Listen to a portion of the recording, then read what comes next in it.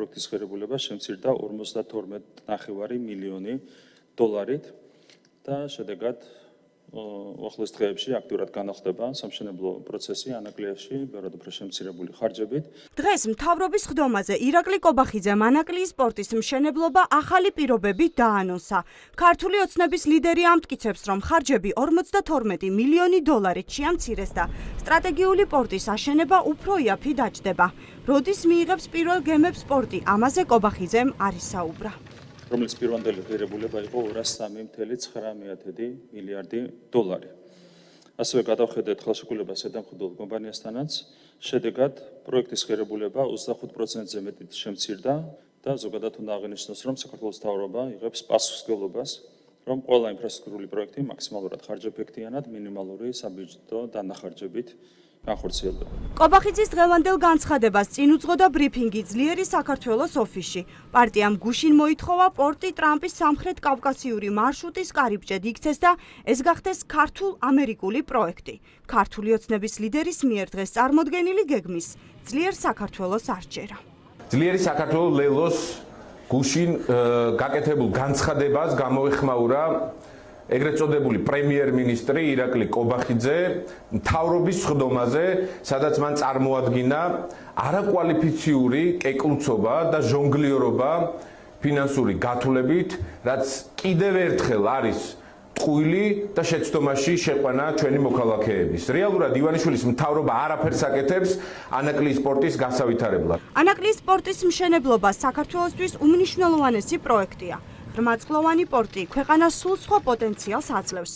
წლებია სხვადასხვა მიზეზით ქართული ოცნება ამ პროექტს აპაუზებს. ამჯერად ეკონომიკის სამინისტრო პირობას დევს, რომ მშენებლობა დაჩქარებული წესით და მალე დაიწყება.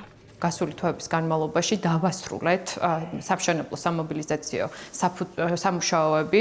ამავდროულად უკვე მოხდა პროექტის ღირებულების ოპტიმიზაცია 52 მილიონი დოლარით და უახლოეს რამდენიმე დღის განმავლობაში უშუალოდ ანაკლიის ტერიტორიაზე დაიწყება აქტიური სამშენებლო სამუშაოები. და მაინც ვისი ინვესტიციით აშენდება ანაკლიის სპორტი? ჩინეთის თუ ამერიკის? ქართულ ოცნებას დღეს ჩვენ ვკითხეთ, არიან თუ არა მზად ანაკლია ქართულ-ამერიკულ პროექტად და ტრამპის მარშრუტის ნაწილად აქციონ. ამერიკელი ინვესტორი უნდა იყოს ანაკლიაში თუ არა, თქვენ რას ფიქრობთ? საგარეო ურთიერთობათა კომიტეტის თავმჯდომარე ხართ. საგარეო ურთიერთობათა კომიტეტის თავმჯდომარე გეუბნებათ, რომ არჩევნების შედეგებს რომ აღიაროთ, მე გიპასუხებთ. თქვა ინტერესებს პოლიტიკური მზაობა გაქვთ თუ არა, რომ ანაკლიის სპორტში ამერიკელი ინვესტორი შემოვიდეს?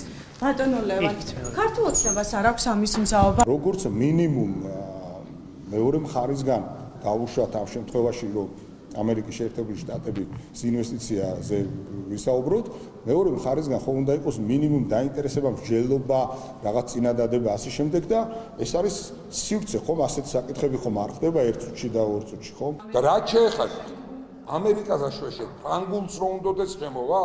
ან გერმანულს რო უნდადეს შემოვა იმ ტენდერში, რომელიც უკვე გამოცხადებულია და დასრულებულია. ამერიკელების ინტერესი შავ ზღვაში რომ არსებობს, ეს ერთი კვირის წინ კიდევ ერთხელ დადასტურდა, როდესაც ამერიკულმა დელეგაციამ საკუთარი ვიზიტი ანაკლიიდან დაიწყო და პირადად მოინახულა ადგილი, სადაც წესით ახლა უკვე პორტი უნდა იყოს აშენებული. ამიტომაც საინტერესოა კიდევ როდის და როგორ განავითარებს ქართული ოცნება ანაკლიის თემას.